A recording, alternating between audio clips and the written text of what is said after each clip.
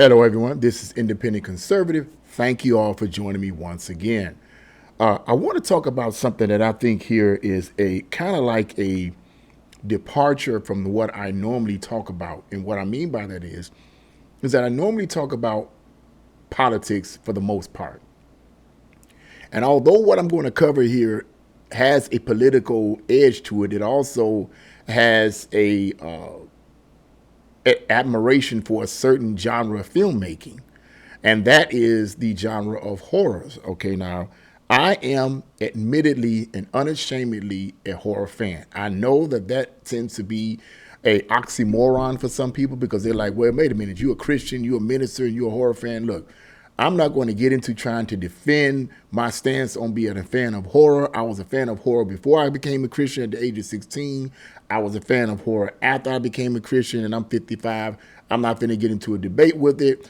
Look, that's for another video. Here's the thing. What I want to talk about in this video does, like I said, have a political bent to it, but it is also something that I admire, which is horror films. And what I'm talking about is director Damien Leone's apparent comment on social media that has gotten a lot of people, supposedly, according to this article I'm about to read to you guys, in a hissy, upset because Damien Leone essentially said, who, by the way, if you don't know, he is the director of and the creator of the Terrifier franchise, Terrifier 1, 2, and 3, which came out last year and was a huge, huge hit. And as a matter of fact, Terrifier 3 is considered to be the highest grossing unrated film of all time. Oh, and by the way, I did see all the Terrifier films. I really, really love Terrifier 3. Yeah, that's the way it goes. But anyway, there's been a lot of backlash with him because he made a comment on social media essentially saying that his films are not about politics. Oops. You shouldn't say that to the liberal left, right? They want everything to be politics. Forget about entertainment. They want everything to be politicized. But I'm not going to jump the gun. I'm going to get into some of this article, and I'm going to give you my detailed analysis of this.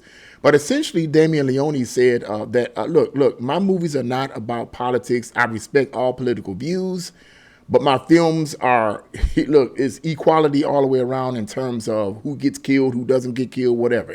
That's basically, in essence, what he's saying, Art the Clown has no discrimination. He's going to take you out either way it goes. Doesn't matter what race you are. Doesn't matter who you are, what you believe in, or whatever. He's going to take you out. Okay, we found that out in Terrifier 3. The first 10 minutes of the film was shook up a lot of people. A lot of people couldn't take it. Yeah, whatever. It's not, no spoiling here. Anyway, but he's gotten a lot of backlash. He's got a lot of backlash because he said basically, look, my films are about entertainment. That's what I got into the film industry for. That's what it's all about. So let's get right into this article. And by the way, incidentally, this article is a Forbes. This is taken from Forbes. And I believe Forbes is more left-leaning. So you're going to hear a lot of left-leaning talking points, just like you would hear a lot of conservative talking points if I was coming from Breitbart News. Okay, I get it. But anyway, the article says Damien Leone, director of the Terrifier series, ignited controversy on social media after posting a statement clarifying that his brutally violent slasher franchise is not a political story, sparking pushback from horror fans, which is interesting. Based on this statement here, which is interesting. They're saying here, the writer of this article is simply saying is that Damien Leone is getting pushback because he simply says that his slasher franchise is not a political story. Why would you be getting pushback at merely making a movie that's just here to entertain? Why would you be getting pushback? What the heck? This is what bothers me about the left. This is coming from the left. These are the people, as far as I'm concerned, in my opinion, that try to politicize everything. If you're not on their side, they want to attack you. You got to push transgenderism. You got to push misogyny. You got to attack all these type of things in your movies. If you don't, you just ain't one of us. Well, bye. Let me calm down. Man. These people are annoying. Okay. The article goes on to say the Terrifier films follow the bloody exploits of Art the Clown. We all know that. of those of us that have seen any of the Terrifier films, who has become a modern horror icon up there with Freddy Krueger, Jason, Michael Myers, Ghostface, and Chucky. Some people argue that. In my opinion, I would say yes. I think he's up there with Freddy Krueger. He's up there with Jason, Michael Myers, Ghostface, and Chucky. Although his reign of terror, if you will, did not last as long in terms of, because there's another, spoiler alert, there is another Terrifier coming out. Damien Leon is in the process right now of writing a screenplay for the Terrifier 4. And he stated in his comments that Terrifier 4 will be the conclusion of Art the Clown. We will find out, according to the words of Damien Leon, the origin of Art the Clown, and he stated that this will be the most horrifying and thrilling Terrifier yet. So I can't wait. But anyway, it can be argued whether or not Art the Clown is up there with Jason and Freddy Krueger and all the rest. I like Art the Clown as a killer villain. I mean, he is, in my opinion, the most brutal of them all. But in terms of, and I would, like I said, I would argue that he's up there. He's up there with Jason and Freddy Krueger in terms of being an icon, because he's everywhere now. You know, they selling dolls and clothes and T-shirts and that type of thing. But in terms of being lovable, it's hard for me to love him. See, I love Freddy Krueger. I know y'all like, what in the world? But I love Freddy Krueger, man. I love Freddy Krueger, bro. I love the Nightmare on Elm Street series, man. Particularly when in the 80s, I'm going up in a tantrum here a little bit, but particularly in the 80s, when the Nightmare on Elm Street movies were at their peak, particularly right around 1984, which was when the original Nightmare on Elm Street first came out. And then the films had become so popular that they made an actual TV series out of it, called Freddy's Nightmares, which I would share that with certain people. Like, really? I didn't know that. Yes, it didn't last a long time, but it was called Freddy's Nightmares, and it was essentially.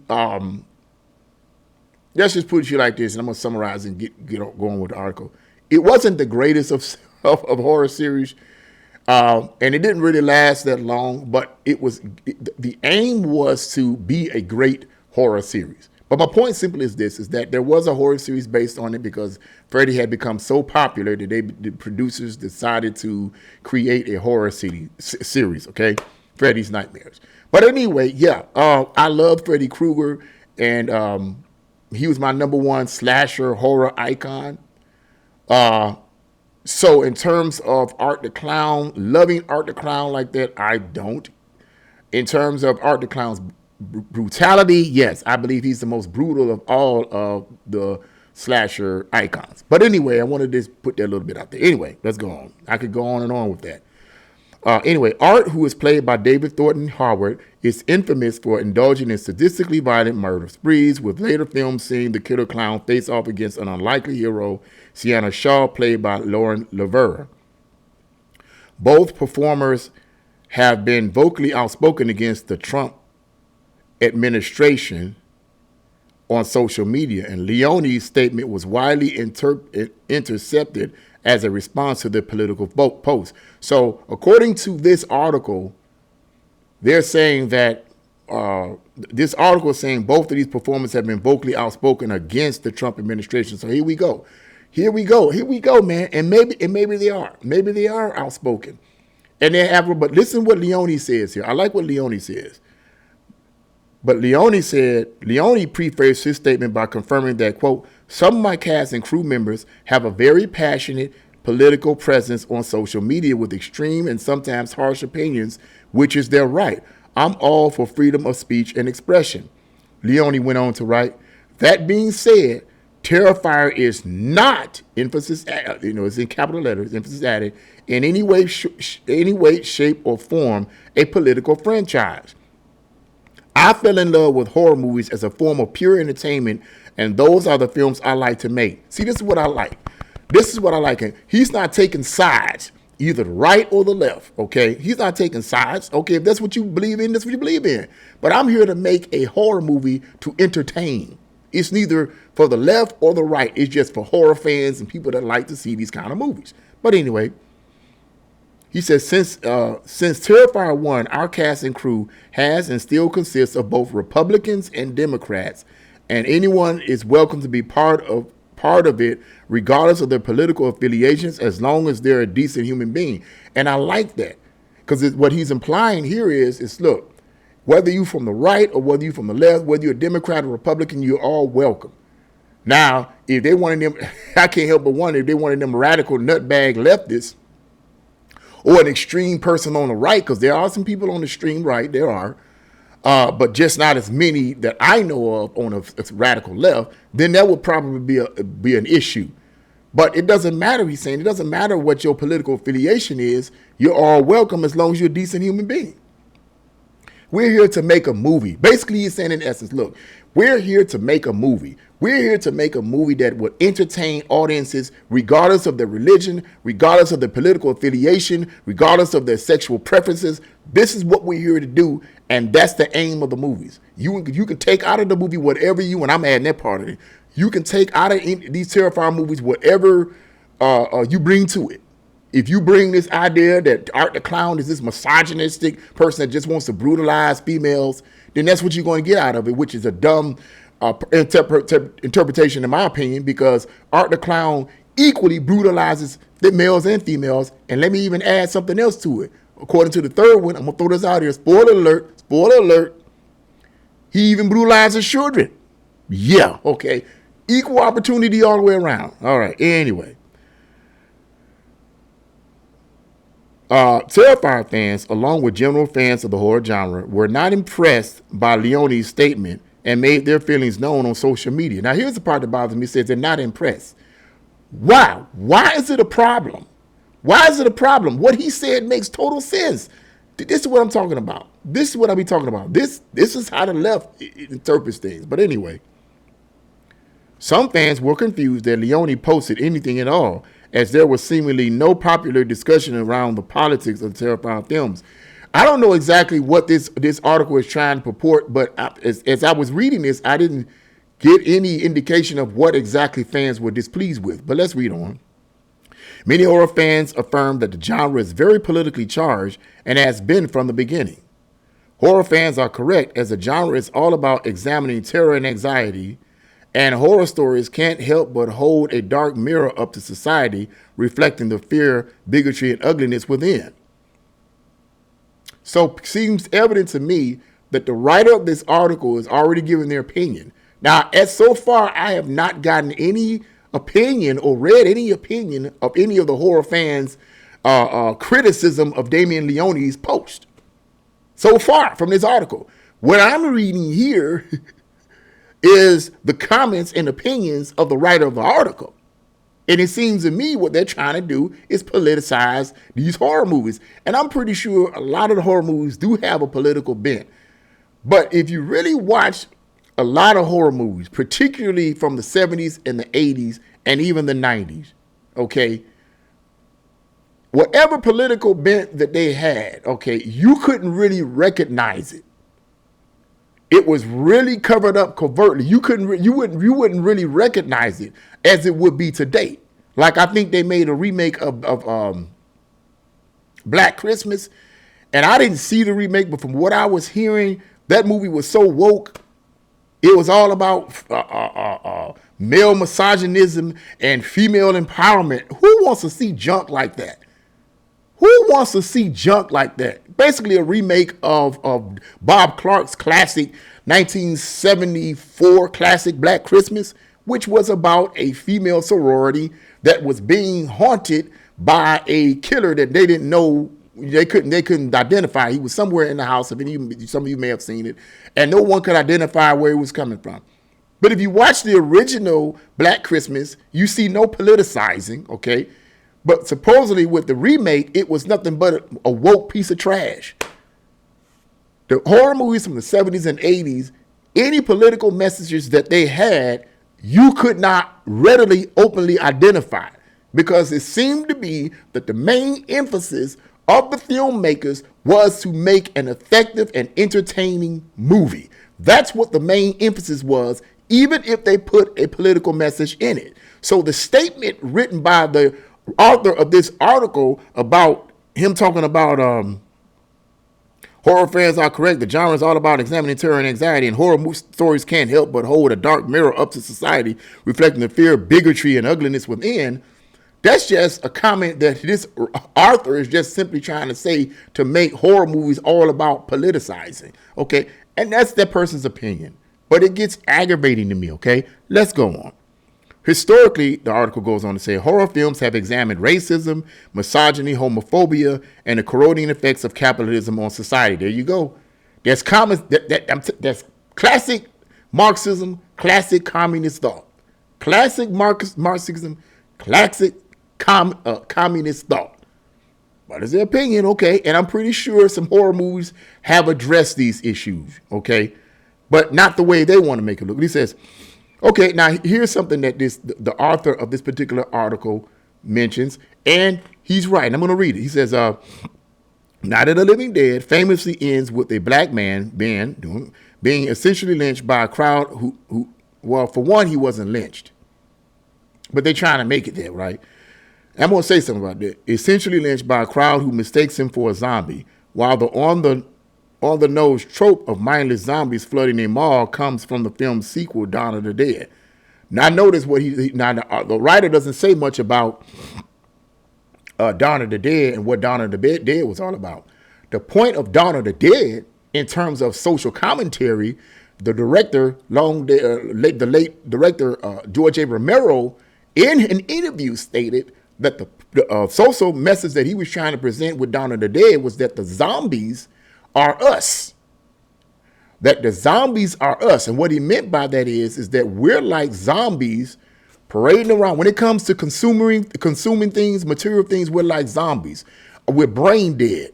We don't think about our surroundings. We just have to have these material things. And if you watch the movie Dawn of the Dead, for those of you who are fans of these movies, if you watch the movie Dawn of the Dead, spoiler alert, 1978 classic, not talking about the remake, 2004, although that was good. One of the characters asks the other character, he says, what are they? They're looking down into the mall from a window up top of the roof, and he asks the question, what are they? And the other lead character says, they're us, that's all. They don't know why they're here, they just want to be here. That's throwing off on society. What did this person mean when he said they are us? Well, what the character meant by the zombies are us is exactly what I said. Here it was, these zombies are dead people walking around, right? But why would they come to a mall? Because the classic concept of zombies is to eat human flesh. But why would you come around a mall? There's nobody there. But yet these zombies are walking around the mall. It's because deep down on the inside, there is still this hidden desire for consumerism. He said, they don't know why, they just want to be here.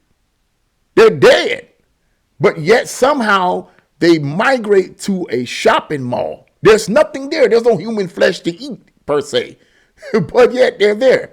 They're there because deep down, there's a part of them that still wants to buy the material things in the mall. And that's what George Romero, the writer and director of the film, was trying to communicate. With Night of the Living Dead, here's the thing about Night of the Living Dead that this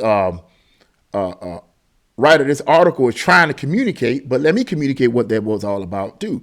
It says, famously, Night of the Living Dead famously ends with a black man, Ben, being essentially lynched by a crowd who mistakes him for a zombie. Here's the thing. The writer and director, George A. Romero, in an interview stated that the main character was neither white or black.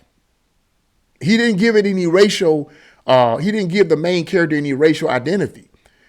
And as he was interviewing people, he said that the black guy, Dwayne Jones, was just a better actor.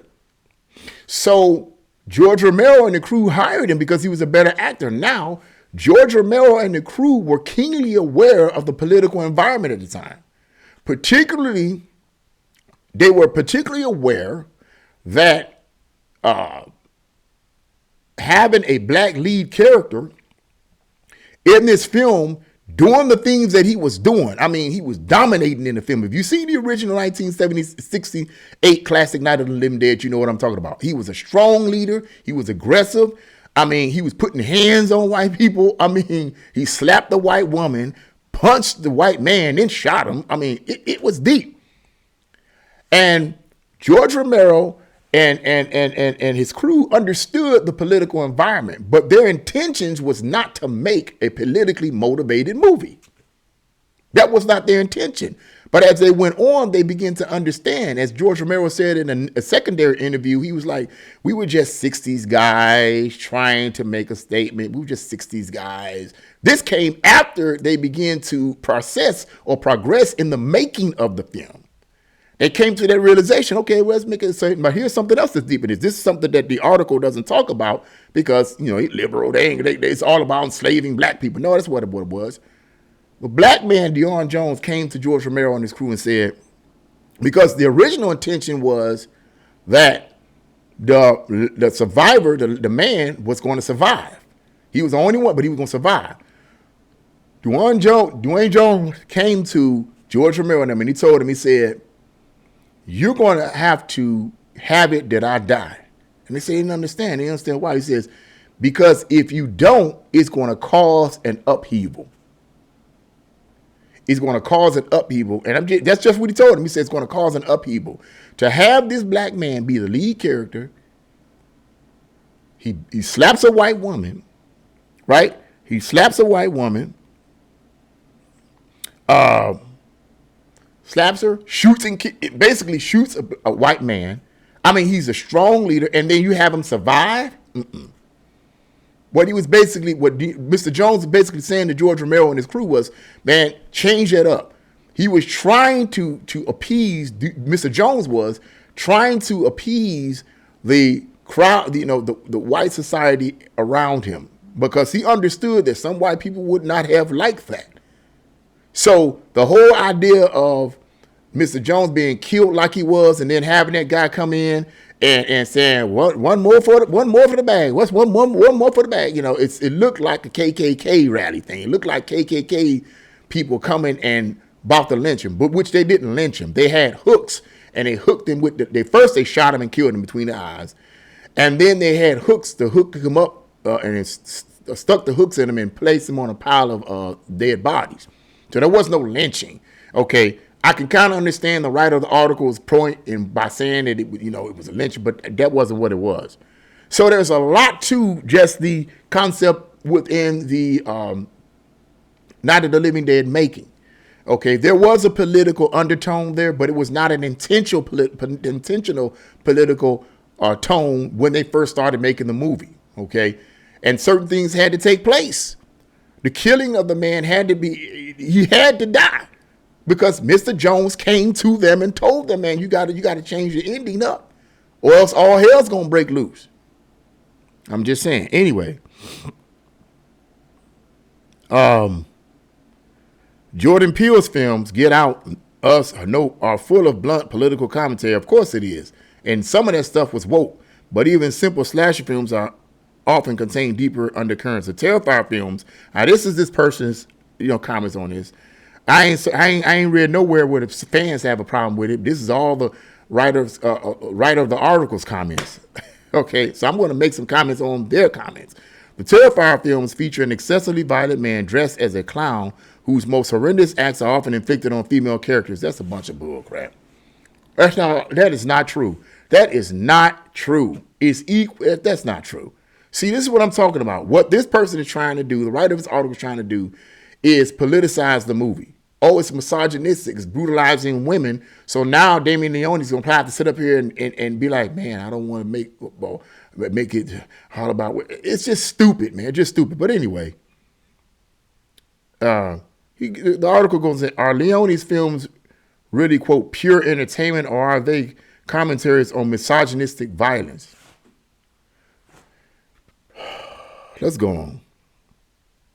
Art the Clown's nemesis, Sienna Shaw, is a play on the final girl trope, and it is implied that Sienna has been divinely chosen to destroy the demonic clown while enduring terrible pain that mirrors the suffering of Jesus. Terrifier is not subtle about this. At one point, Sienna literally wears a crown of thorns. Hence, many fans are confused about why Leone would proudly post that his films are pure entertainment. Okay. Well, anyway, let me just start saying something about that right here. What do you say? Let me make sure that I get this nonsense down. Let me make a comment about what this writer, this article talks about. Slasher films being a misogynistic genre, and I understand that people would have that view that it's misogynistic, but if you really pay attention, and I had this argument with someone some time ago, if you really pay attention to these horror movies, it's interesting to me how people make these statements about these slasher movies and horror films about it being misogynistic, but none of them ever watch these movies. So how can you make that judgment? You never sat through any of them because you were scaredy cat. That's why. But anyway, I know because I watched them, all of them, just about. And if you really watch a lot of these slasher movies, from Prom Night, Halloween, Friday the 13th, all the Friday the 13th just about, the Halloweens, if you really pay attention to these films, who usually is the last surviving person? If these films are so misogynistic and it's all about committing acts of violence against women, who usually are the surviving victors in these slasher movies? It's usually a very intelligent, strong woman. You look at the Nightmare on Elm Street films, at least the first one. The first one, what was it? Nancy. Now it differs later on, but you know. But for the most part, most of those slasher movies, look at Prom Night. Jamie Lee Curtis, Final Girl. Terror Train, Jamie Lee Curtis, Final Girl. Everybody else got whacked. She's the only one standing, but these slasher movies are misogynistic? No, I don't think so. If anything, they're all in support of so-called liberated women, because the final girl is a strong, powerful girl who overcomes, or strong, powerful female who overcomes the strong, aggressive male. You can't have your cake and eat it too. But here's the whole point, man. I could go on with this, but they're in a hissy over Damien Leone's statement. But I agree with Damien Leone's statement. Look. The films are what they are. It's all about entertainment. And people can argue, well, how can you say they're pure entertainment? Well, look, I'm not going to go into the details about that because people could say the same thing about a lot of these people that go to these concerts and listen to a lot of these so-called hip-hop artists performing satanic rituals on stage. And everybody popping their booty and walking around naked and all this kind of stuff. And you call that entertainment. And that's real stuff. The horror movies are fake, bruh. It's acting and special effects. But you want to, and yet you make the argument, can they call this pure entertainment? Well, what about the stuff that you see these rap artists doing on stage? Like I said, satanic rituals, writing your face upside down crosses, all of this type of evil, nasty, sexist stuff, and you don't, but yet they call that pure entertainment. I'm just saying. At least with the horror movies, it's fake. With the rap stuff, it ain't fake. They're actually doing satanic rituals and opening up portals. They know it. That's why it drives the crowds crazy. People in them crowds have come out saying things like something on Instagram and YouTube crying. Oh, I felt something enter into me. Man, come on. Stop playing games. But that's entertainment? That's entertainment? Stop it. That's satanic. I know somebody go, all right, well, Art the Clown is satanic. Well, it's a movie, bro. He comes from hell. What do you think? What, are you going to be, an angel? That's what horror is. Horror, the basic definition of horror is two-phased. It could either mean grotesque and brutal or dread and fear. Horror, in essence, is an emotion. The purpose of horror movies is to evoke emotion or fear and dread or disgust or both. That's the purpose. If the horror movie accomplishes that, then it is a good horror movie. Demons are not entering into you if you're feeling scared and you having nightmares. You having nightmares not because demons entered into you or demons or a gateway was open. You having nightmares because the writer and director made an effective movie combining good acting, or rather suspense, dread, fear, brutality, and other elements that evoke that emotion in you. That's what that's about. That's entertainment. Regardless of how we may try to put it, well, it's kind of dark. It's still entertainment. It's the same argument you can say about people who want to take drugs. Why do people take drugs? Because they want to feel good. They want to feel the thrill. Now, somebody said, well, I don't see how somebody could go watch horror movies because who wants to be scared? I don't think that's the issue. I don't think it's the issue of being scared as much as it is the issue of being thrilled. Because I could say the same argument about why do people get on drugs? Why do people drink alcohol? Because they want to feel a certain way. Okay? The difference between that feeling and watching a horror movie is about all you're going to get from after watching an effective horror movie is a nightmare. But you'll get over that. But if you fool around with drugs because you want to feel good and get high, guess what that might lead to? An addiction. An addiction that can destroy your life. But a horror movie, what addiction is that going to lead to? Oh, you become a filmmaker. That's what that leads to. Stop it, man. Stop it. I could go on and on with this.